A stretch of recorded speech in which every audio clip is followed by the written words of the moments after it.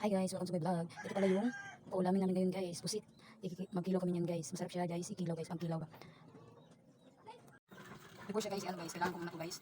Una na. Ito, ano niya. Yung baba niya. Saka yung mata guys. Ganito talaga kami guys magkilaw. Ang pusit guys. Dapat kukunin talaga yung ano niya.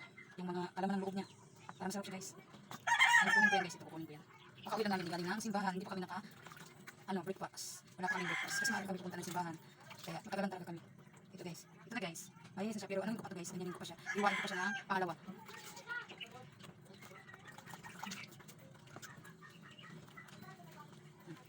Kunin niyo talaga yan guys. Ang ano niya. Yung baba niya guys. Kasi magkilaw. Ikilawin niya rin. At saka yung mata.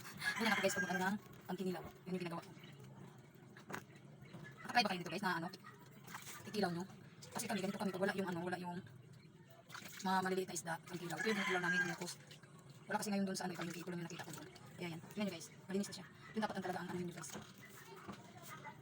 Ito guys, lagyan ko na siya ng lamas, luya at saka bombay guys, at saka sili para masarap yung kilaw natin guys. Ito yung ano ko ilalagay ko guys. Yan. Ganito talaga kami guys pag linggo guys. Magkikilaw kami.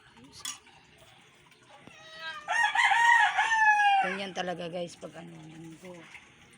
At saka ilagay ko na guys ang ano nukos ang pusit.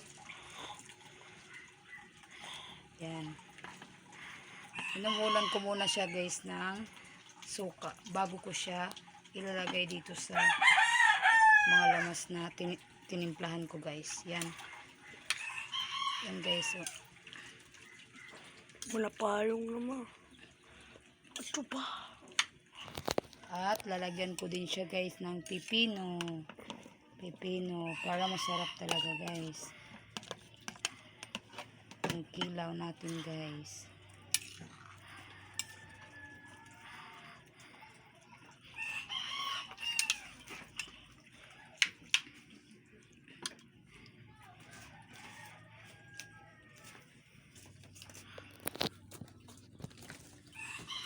Yan na siya guys. Natapos na siya guys. Ilagyan ko na siya ng...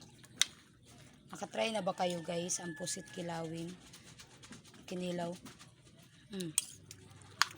Anghang.